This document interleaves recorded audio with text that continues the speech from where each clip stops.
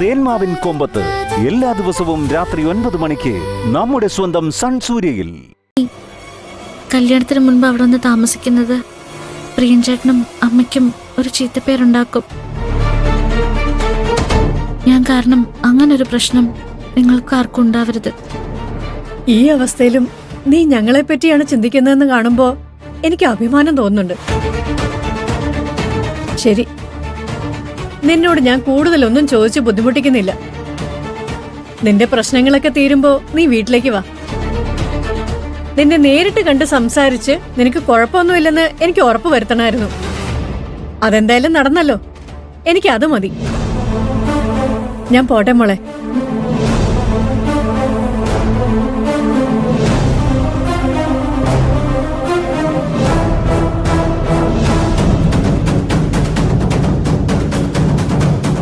മോളെ,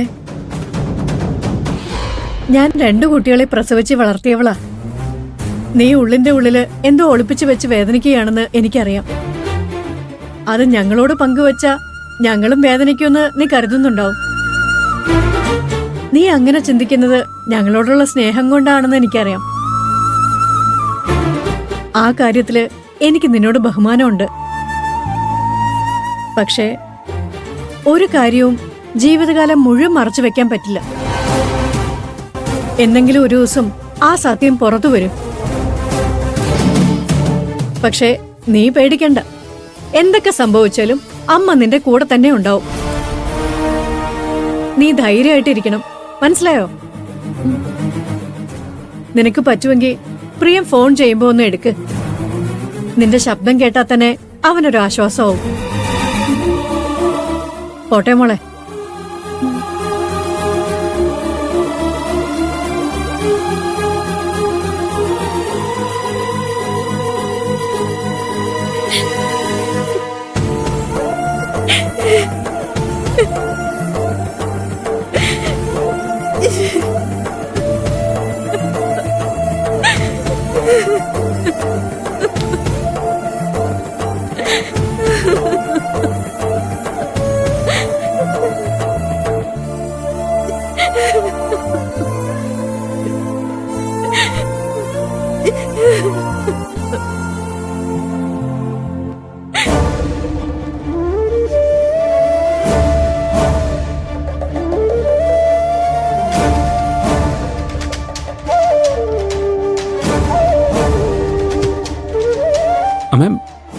പാറു ഒന്നില്ലേ? ഇല്ല, നീ വണ്ടി എടുക്ക്, നമുക്ക് പോവാം. ചുമ്മാ പോവാൻ പറഞ്ഞ എങ്ങനെ ശരിയാവും?